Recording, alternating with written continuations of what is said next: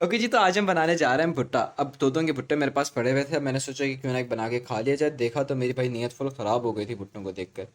अब कुछ डालने के लिए इसमें था नहीं, वो तो कुछ सलाख टाइप के अंदर डालते हैं। लेकिन ये है कि मेरे पास ये क्या बोलते हैं इसको, ये कांटे वाली चम्मच मुझे मिली, मैंने इसके अंदर डाल दिया। अब देखें कि कैसा बनता है हमारा ये भुट्टा। ना, नहीं आ रही है, हाथ में बहुत ज़्यादा तपिश लग रही है। चलिए जी, बहुत सारी छानबीन के बाद मुझे ये सलाख मिल चुकी है, क्या बोलते हैं यार इसको, सीख सीख मुझे मिल चुकी है। अब ये सीख को हम डाल देते हैं इसकी जगह पर। लाइक जो कांटे वाली चम्मच थी ना यार, वो हाथ जला रही थी। अगर आप भी घर में बनाए तो कांटे वाली चम्मच ना यूज़ कीजिएगा, हाथ जलाती कुछ तरह की चीज़ दे लें। तो अब मज़ा आएगा बनाने में। दोबारा से हम चूल्हा जला लें। आग को, फ्लेम को थोड़ा सा कम करेंगे कि हमने खाली भुट्टा ही बनाना है ना यार।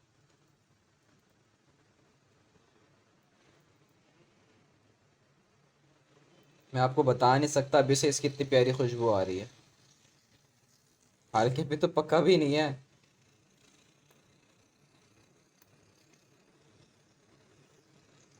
हम्म, थोड़ा सा ऊपर रखता हूँ पहले ताकि पक जाए थोड़ा सा।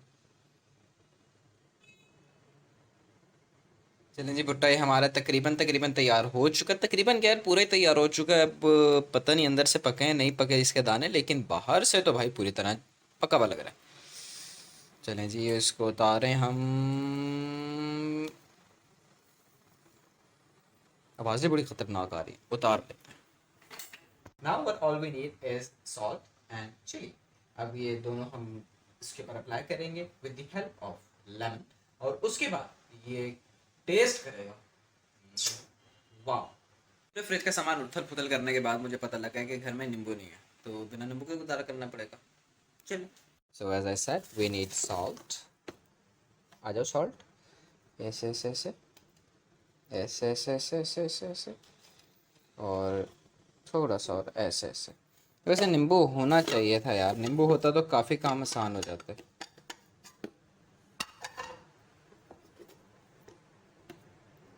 And now we need some chilli.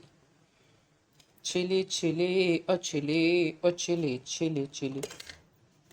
I don't know यार, मैं इतना सारे इस पे डाल रहा हूँ, अब इसका टेस्ट क्या होगा। अब अल्लाह ही जानता है मेरे साथ क्या होने वाली है, पर फिर भी हम ट्राई करेंगे।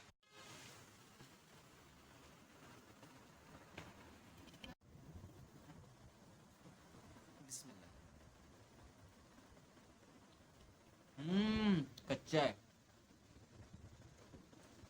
मसाला सही लग रहा है।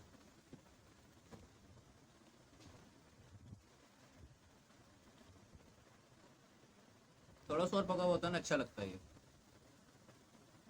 अभी तक कोई खास नहीं लग रहा।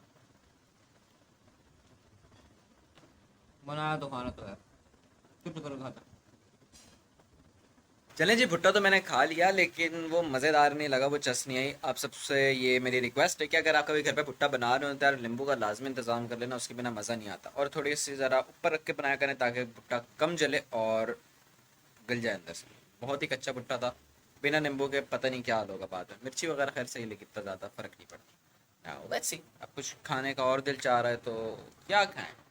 Like I have two options, like I can eat biryani और I can have a zinger. So I'm definitely going with the second option. Let's have a zinger. चलिए जी, जिंगर अपना बन रहा है। कोल्ड ड्रिंक मेरी ये पड़ी हुई है। और एक मज़े की चीज़ दिखाता हूँ, मैं आया किस बाइक पर हूँ। इस बाइक पर आया हूँ मैं भी।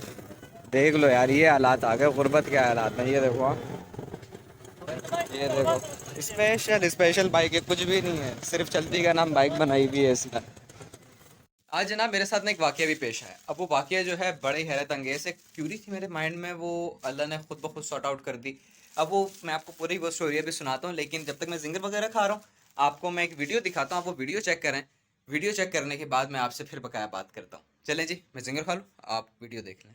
अगर मैंने दादा की ये बात मान ली होती तो मैं लाखों रुपए के नुकसान से आज बच जाता। जब हम गांव में हुआ करते थे तो एक दफा वो चारपाई पे बैठे थे। मैं उनके पास आया तो उनके हाथ में एक तस्वीर थी। मैंने उनसे पूछा कि ये किसकी तस्वीर है, तो उन्होंने कहा कि ये मेरे वालिद हाजी मोहम्मद आजम खान की तस्वीर है। तो मैंने उनसे पूछा कि हाजी साहब ने आपको कोई एडवाइस या कोई नसीहत तो नहीं की? तो उन्होंने कहा कि हाँ बिल्कुल की है, बताता हूँ। तो वो कहते हैं कि हाजी साहब कहा करते थे कि जब भी कोई नौकर या मुलाजिम या मजदूर रखो तो उसको 6 महीने से ज्यादा अपने पास ना रखने देना, उसको फिर निकाल देना। दादा कहते हैं कि मैं हैरान हूँ कि ये क्या कह रहे हैं। मैंने उनसे पूछा कि अब्बा जान ये आप क्यों ऐसा कह रहे हैं। तो हाजी साहब उनको कहते हैं कि जब एक मजदूर तुम्हारे साथ 6 महीनों से ज्यादा टाइम गुजार लेता है तो वो तुम्हारी आदत और इमोशंस को समझ लेता है, और जब वो इन सबको समझ ले तो उसको तरीका आ जाता है तुम्हें लूटने का। मेरे साथ भी सेम यही हुआ। मेरा एक मैनेजर था, सपोज हम उसका नाम रख लेते हैं मर्दान। तो मर्दान ने भी मेरे साथ एक ऐसा ही स्कैम किया। काश मैंने दादा की बात पहले मान ली होती।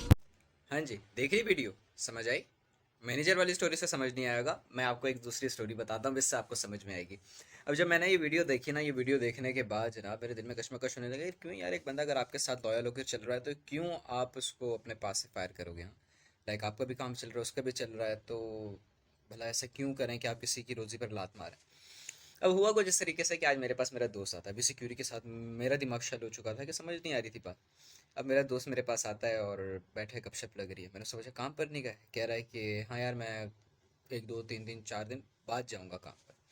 आई वॉज लाइक कि यार क्यों ऐसा, मतलब काम पे क्यों नहीं जा रहे, लाइक बेफजूल की आप इतने दिन की छुट्टी कर रहे हो।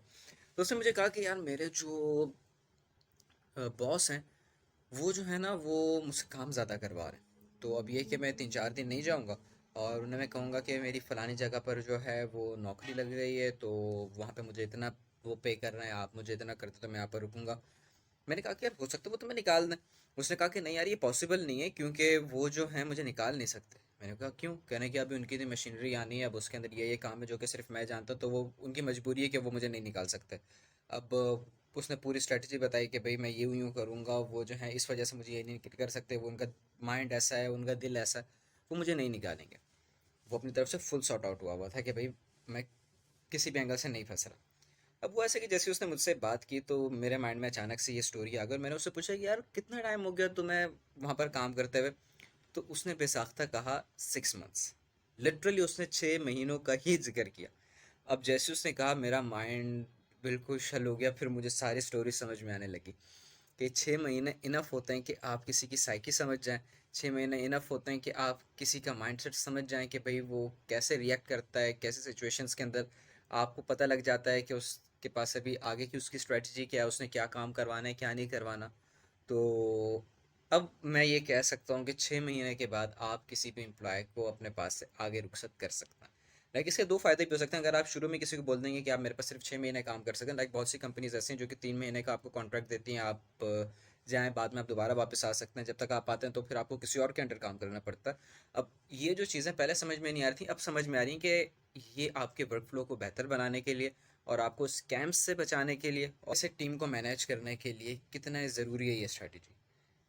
अब मेरा माइंड कंप्लीटली यकीन जाने शल हो चुका था जब मैंने वो स्टोरी सुनी, तो अब आपको समझ आ गया होगा कि बड़े बुजुर्गों की जो बातें होती हैं उसमें कुछ ना कुछ लेसन ज़रूर होता है, तो उसे ऐसे इग्नोर नहीं किया करें, सीख लिया करें उसे, समझ लिया करें उसे। चलें जी, तो आज के इस ब्लॉग को भी मैं कह रहा हूँ खैर यहीं पर हम इख्तिताम करते हैं, बहुत ज़्यादा लंबा होता जाएगा इस तरह से ब्लॉग। अब रात हो चुकी है, खाना वगैरह खा लिया, मैंने ईशा की नमाज़ नहीं पढ़ी, ईशा की नमाज़ अदा करके उसके बाद इंशाल्लाह अज़्ज़ा वजल मैं फिर सोता हूँ। तो ये कि आपसे लेते हैं इजाज़त, फिर इंशाल्लाह अज़्ज़ा वजल मिलेंगे एक न्यू ब्लॉग के साथ। जब तक आप अपना अपने अहल वाल का खूब ख्याल रखिएगा, तो मोहम्मद रखिएगा। अल्लाह हाफ़िज़ नासिर।